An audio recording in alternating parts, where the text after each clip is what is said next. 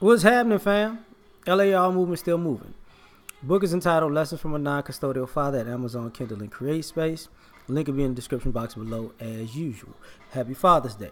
This video is entitled Too Bitter for Better. I'm going to say this real quick.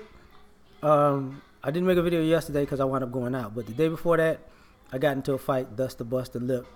Basically mistaken identity. Some dude thought I was somebody else and started a fight.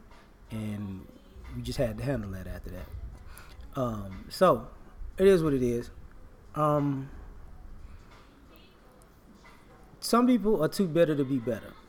And what I mean by that is this. Some people can't improve their lives because they're so bitter, and whether it's themselves, their children, or their relationships. Now, you bitter because things didn't work out in your past. So instead of bettering yourself to maybe be better in the future, what you wind up doing is you wind up sabotaging yourself by basically by fighting your own best interests, because you're so hurt by it not working out that now you're either afraid to you're afraid to try because you're so bitter about it not working out when you tried. So you got in your own way. You're so bitter that it if you succeeded, it wasn't what you thought it was. So now you don't want to try something else in the future because you didn't get exactly what you thought you wanted last time. So now you're too bitter to be better. You're too bitter to move forward in life, right? Crazy, but it happens. The other thing, you're too bitter to self-improve. Some people are so bitter that, why would I do that? Nothing ever gonna happen from it. So okay, all right, nothing ever gonna happen. Okay, so nothing happens because you basically you sabotage yourself with your own mouth. You cut off your nose to spite your face. Now you wind up in exactly the situation you thought. Problem. You have issues with this. For some odd reason, I see this too. Where you feel like you've been through enough, so you're too bitter to improve, so you're looking for somebody to come along and be better for you. And then you're double bitter because you're bitter nobody comes along to be better for you. And you're bitter that that it didn't work out. But you're not sick and, they say you can be sick and tired of being sick and tired. But you're not sick and tired of that because you're not making a move to be better because you just wallowing in bitterness. Now, when it comes to children, you're too bitter to be better. Some of us are parents and we figure we're bitter about our childhood. So as long as we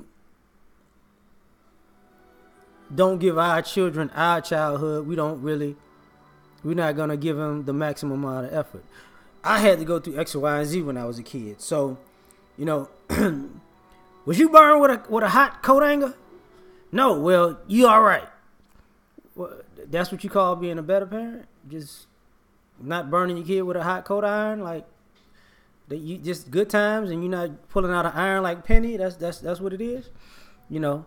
Some parents are bitter in the sense where you too bitter to be a better parent because what winds up happening is you don't want your kid to do the things that you didn't do. Now, some people are jealous. Some people had, let's say, some kids are good at things that they may have inherited from their parents. So their parents may sabotage what they're good at, whether it's academically or athletically, because they're too bitter to get at what happened when they were young. So if they see their children succeeding, they throw a monkey wrench in it. Some people say they don't, but there are people who do. Some people try to over police their kid out of something. Some people work the how can I say this? The background, you know.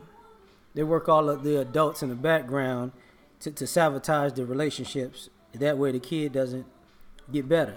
You know, as you see as many people making these prom posts, there are plenty of parents who didn't have prom. So what they wind up doing was they wind up how can I say this? They sabotage their children's prom.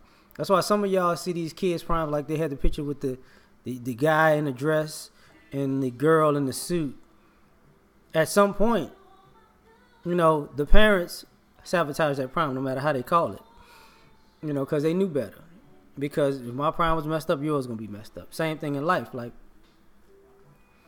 you know, some parents are too bitter because they don't give their children the information to be productive adults, and they just hope that they hit this wall and bust their heads or whatever, and, you know, run into a brick wall in life. And they know that they can help them, but they don't because they so bitter that, you know, you had more opportunities than I had, so I'm not gonna let you get as far ahead of them, farther than me at that age, because you too bitter to be better. You know, problem, it happens.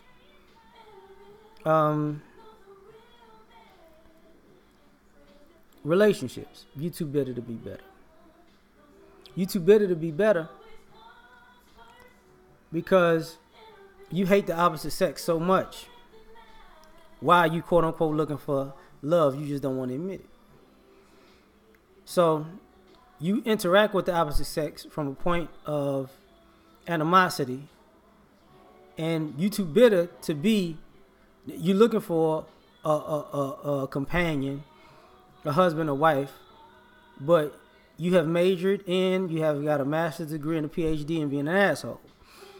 So now you want all these other people to be better because you feel like you were scarred from your past, but they got to deal with the worst version of you every time they see you and talk to you. So you too bitter to be a better person. And then you meet people who have been through the same things you've been through, and they were able to move forward, and you don't like them. So it is what it is, right? So you too bitter to be better.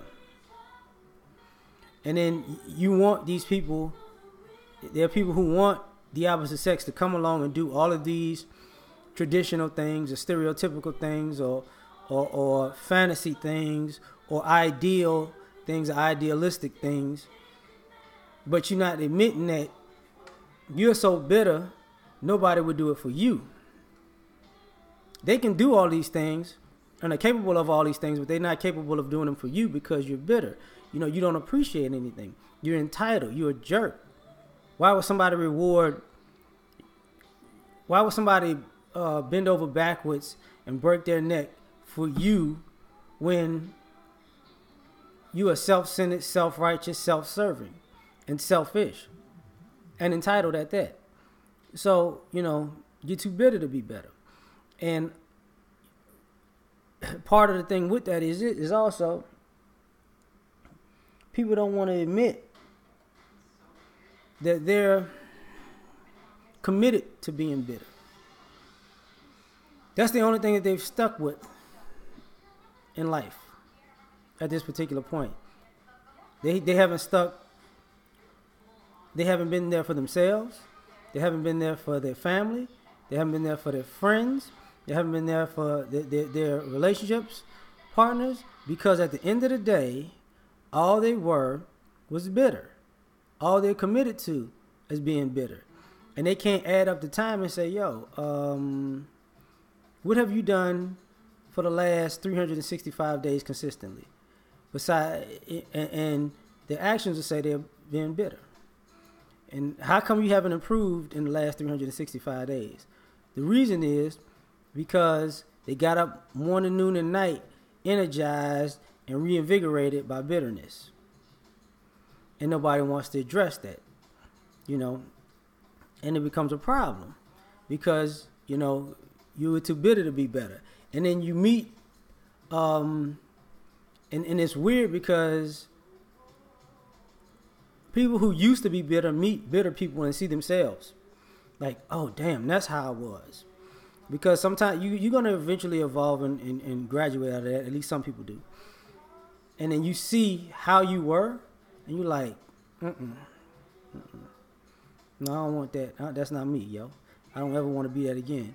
And it takes for some people to see themselves in other people to notice that they're too bitter to be better. So we out of here. Peace.